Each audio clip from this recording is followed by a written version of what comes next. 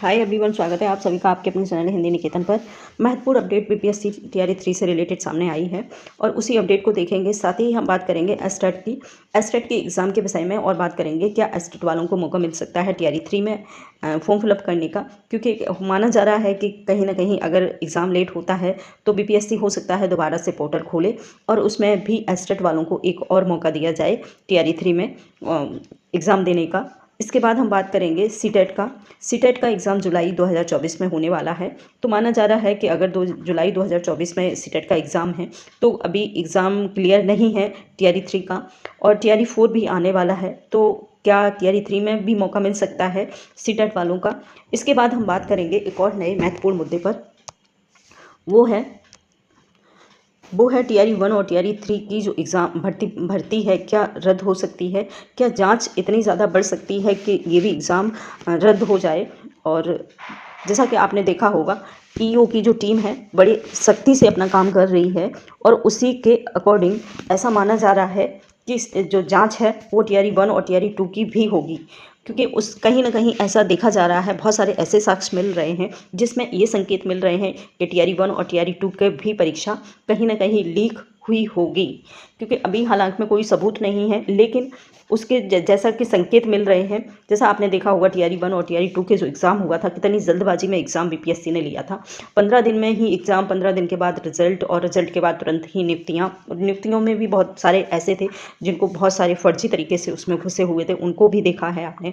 और इसके बाद हम बात करने वाले हैं कि क्या ये भर्ती परीक्षा रद्द हो सकती है। तो आप ने देखा होगा कि बहुत सारे ऐसे सबूत हैं, क्योंकि आपने देखा होगा कितनी हाई कट ऑफ रही थी तैयारी 2 की, और 91, 95, और कहीं कहीं आपने देखा होगा मेल और फीमेल दोनों की सम जो है कट ऑफ रही है। इसके बाद आपने देखा होगा कि सीरियल से जो कट ऑफ निकली है, सीरियल से रिजल्ट निकला है। तो ऐसा इम्पॉसिबल है कि एक सभी का जैसे सीरियल से जिसका रिजल्ट निकल रहा है वो सभी के हाई कट ऑफ नहीं हो सकते हैं। तो ऐसा माना जा रहा है, कहीं ना कहीं ऐसा लग रहा है कि तैयारी 1 और तैयारी 2 की भी एग्ज़ाम जो है लीक हुई है। लेकिन अभी जो ईओ की टीम है वो अभी पूरा अपना काम कर रही है और काम के अकॉर्डिंग बाद में ही पता चलेगा कि कहाँ तक ये सच्चाई है। और अगर सच्चाई मिलती है तो ये भर्ती भी आ सकती है जांच और मतलब रद्द के घेरे में, क्योंकि जिस प्रकार से आपने देखा होगा तैयारी 3 का जो एग्ज़ाम हुआ इतनी जल्दबाजी में बीपीएससी ने किया। इतने सारे हाई मतलब सिक्योरिटी के साथ एग्ज़ाम हो रहा था, लग रहा था कि पता नहीं किसकी आईएएस पीसीएस की एग्ज़ाम है, लेकिन फिर भी इसमें पेपर लीक हुआ, उसकी जांच हुई, भर्ती परीक्षा रद्द हुई। इसी के आधार पर कहा जा सकता है कि बीपीएससी तैयारी 2 और तैयारी 1 की भी जांच होगी। और माना जा रहा है कि कहीं ना कहीं ऐसा भी देखा जा रहा है कि बीपीएससी के जो पदाधिकारी हैं, कहीं ना कहीं ऐसा नहीं हो कि इसके पदाधिकारी भी इस जो पेपर लीक मामले में लिप्त हों, ऐसा भी देखा जा रहा है। तो इसके आधार पर बहुत सारे ऐसे सबूत मिलते हैं, बहुत सारे ऐसे साक्ष्य भी सामने आए हैं जिससे ये कहा जा सकता है कि तैयारी 2 की भी एग्ज़ाम हो सकती है रद्द। इसके बाद हम यहाँ देखेंगे, ये महत्वपूर्ण अपडेट है जिसको हम देखने वाले हैं। यहाँ से आप लोग देखेंगे लिखा हुआ है जिसे 2 साल से खोज रही थी दाना पुलिस, वह पटना में ही था पेपर और उसी ने पेपर लीक कराया है। जी हाँ, जिसको पुलिस 2 साल से खोजबीन कर रही थी, जिसको खोज रही थी, वो कहीं और नहीं पटना में ही रहकर पेपर लीक करा रहा था। यहाँ पर आप लोग देखेंगे कटक हाई कोर्ट की सूचना देने पर रद्द हो जाएगी विजेंद्र की जमानत। जी हाँ, विजेंद्र नाम का एक शख्स है जिसने पेपर लीक कराने में बहुत बड़ा हाथ है उसका। यहाँ से आप लोग देख सकते हैं कटक हाई कोर्ट की परीक्षा माफिया विजेंद्र गुप्ता और उसके सहयोगियों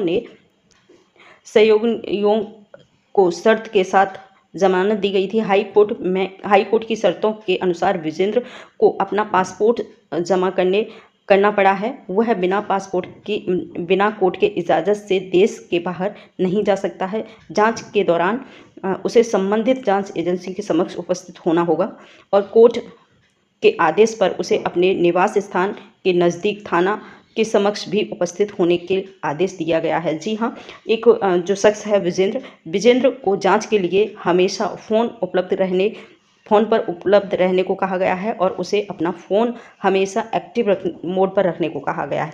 जी हाँ, जो ये शख्स है विजेंद्र, कहीं न कहीं इसी का बहुत बड़ा हाथ है टीआरई 3 की एग्ज़ाम को लीक कराने का, क्योंकि उसने पहले भी एक एग्ज़ाम में जिसे ज़मानत इसे जेल हुई थी और उसी के मामले में इसे जो है पुलिस कटक की पुलिस है वो खोजबीन कर रही है और वो पटना में ही छुपा हुआ था। जी हाँ, पटना में ही छुपकर और टीआरई 3 की एग्ज़ाम को लीक करा रहा था। संजीव सिंह सरकारी कर्मचारी है, पत्नी पूर्व मुखिया है, वह राजनेता के करीबी हैं। जी हाँ, कहीं न कहीं ऐसा सभी के देखा गया है कि जितने भी जो माफिया लोग होते हैं उनका कहीं न कहीं किसी न किसी बड़े शख्स से संबंध ज़रूर होता है, राजनेता से संबंध ज़रूर होता है और उसी के आधार पर ये अपने इतने बड़े-बड़े मतलब बड़े-बड़े गुनाहों को इल्ज़ाम दे पाते हैं।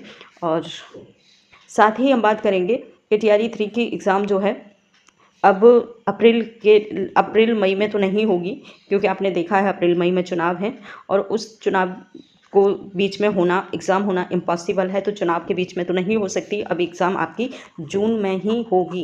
जी हाँ, आपकी एग्ज़ाम बिल्कुल जून में ही होने वाली है, तो आपको 2 महीने का टाइम है, आप अपने अच्छे से प्रिपरेशन करके रखिएगा और साथ ही प्रीवियस ईयर के जो क्वेश्चन पेपर हैं उनको ज़रूर लगाइए। साथ ही मेरे पेपर के चैनल के माध्यम से भी आप देख सकते हैं, जो हिंदी सब्जेक्ट का प्रिपरेशन कर रहे हैं, हिंदी से जिन्होंने अपना फॉर्म फिलअप किया है वो हमारे चैनल के माध्यम से अपनी तैयारी कर सकते हैं। तो जय हिंद, आज इतना ही।